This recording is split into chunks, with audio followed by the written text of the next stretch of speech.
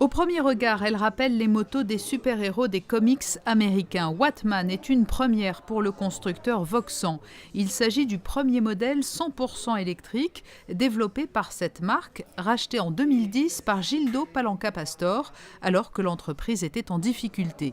Après avoir fait de la firme automobile Venturi une pionnière en matière de véhicules électriques à haute performance, le chef d'entreprise monégasque a décidé de se lancer un nouveau challenge, mais dans le domaine des deux roues cette fois.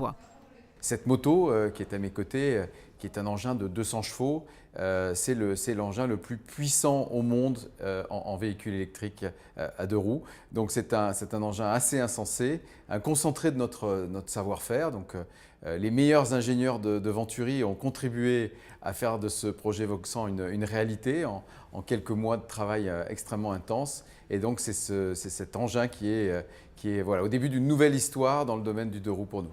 Pour donner corps à ce modèle innovant, Gildo Palanca Pastor s'est tourné vers un designer qu'il connaît bien. Sacha Lakik a dessiné les plus récents modèles de la firme Venturi. Il a eu carte blanche pour Wattman avec une seule contrainte, intégrer le pack batterie de ce deux roues électrique. Nous l'avons rencontré alors qu'il venait de découvrir pour la première fois le véhicule sorti de son imagination fertile.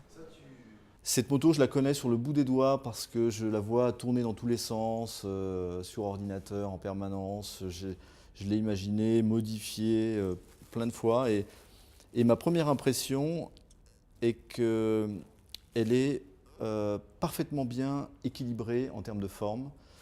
Il y a comme souvent sur un objet de caractère, il y a des contradictions qui vont bien ensemble.